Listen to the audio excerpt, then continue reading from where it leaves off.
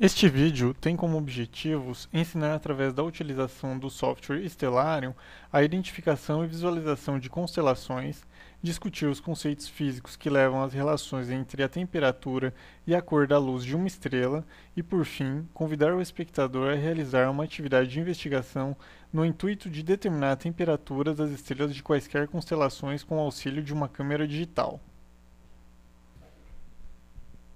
Para esta produção, tomou-se por base o artigo Utilizando a câmera digital como ferramenta para distinguir as cores das estrelas, de Guilherme Maranghello e Daniela Pavani. Uma constelação é definida como um conjunto de estrelas relativamente próximas umas das outras na esfera celeste, formando um padrão, um desenho. Uma forma bem simples para aprender a identificá-las é utilizando o programa gratuito Stellarium. Recomendamos que você baixe a versão em português no site descrito na tela.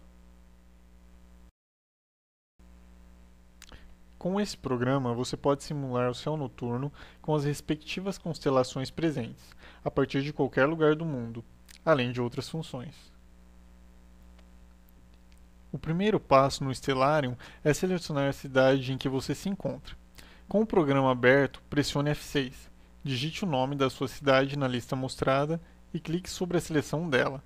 Em seguida, feche a janela e pronto. Este já será o céu da região indicada.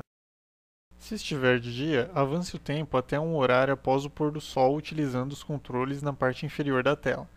Para a visualização no Stellarium das constelações no céu, pressione C para exibir os nomes e V para exibir os desenhos.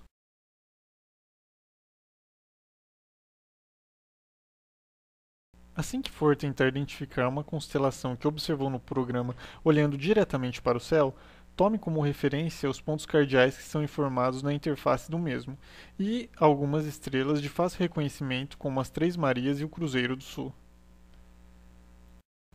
Note como Centauro se encontra acima do Cruzeiro do Sul. É só repetir o procedimento com as demais constelações que desejar visualizar. Prestando atenção nas constelações, você poderá reparar o seguinte: as estrelas no céu possuem cores diferentes, umas mais vermelhas e outras mais azuladas.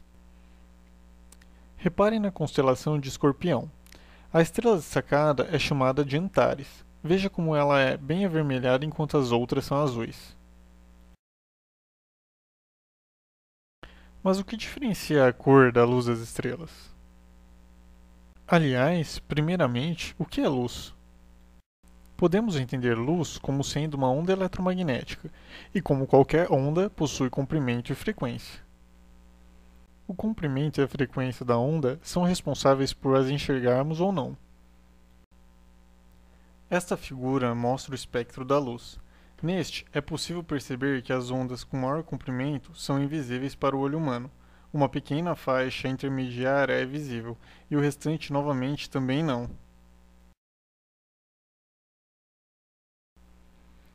Nos apegando à faixa visível, é fácil concluir que o que diferencia uma cor de outra é seu comprimento e frequência. Assim, a luz vermelha possui um maior comprimento do que a luz violeta, e a luz violeta possui uma maior frequência do que a vermelha. Agora que sabemos o que é luz, vamos voltar à pergunta: o que diferencia a cor da luz das estrelas? A física estudando estes objetos descobriu que poderia entender a cor da luz de uma estrela a partir da teoria de corpo negro. Um corpo negro é um meio ou substância que absorve completamente a luz incidente sobre ele e emite toda a luz produzida em seu interior.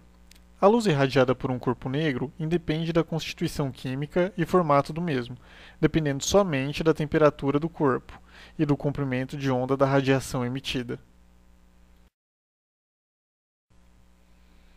Na natureza não existe um corpo que se enquadre totalmente nessa definição, mas as estrelas se constituem em uma boa aproximação.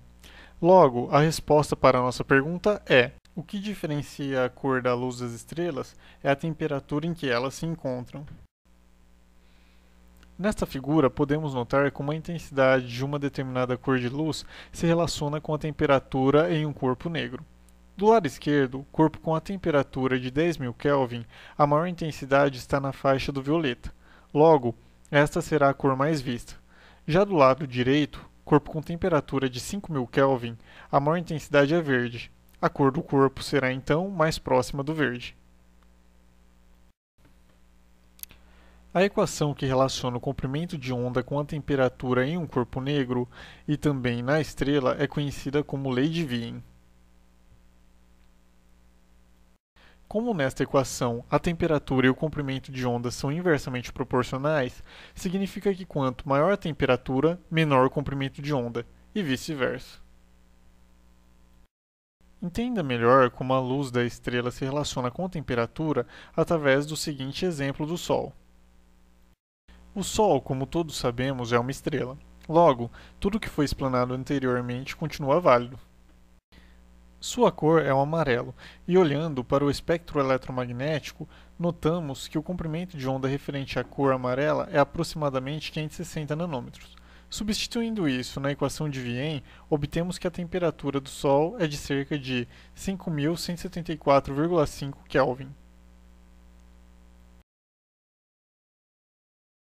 Extrapolando agora, imaginando que o Sol, ao invés de amarelo, fosse violeta, e o comprimento de onda da cor violeta é aproximadamente igual a 380 nanômetros, vejamos como ficaria a temperatura do mesmo de acordo com a equação de Wien. A temperatura encontrada segundo a equação é de 7.625,5 Kelvin, ou seja, um aumento de aproximadamente 2.000 Kelvin em relação ao Sol amarelo.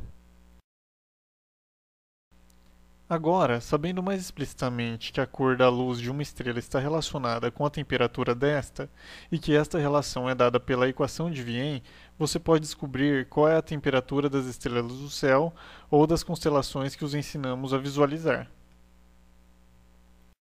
Para fazer isso de maneira mais precisa, aconselhamos que com uma câmera fotográfica configurada no modo noturno, ou seja, para fotos de baixa luminosidade, fotos das estrelas que se pretende determinar a temperatura sejam retiradas. Aqui vai um exemplo com a foto de duas estrelas da constelação de Escorpião. Feito isso, basta analisar a foto retirada, definindo a cor da estrela que será estudada e, com o auxílio da tabela de cores e comprimentos de onda, calcular a temperatura da estrela através da equação de Wien. Boa sorte e boas descobertas!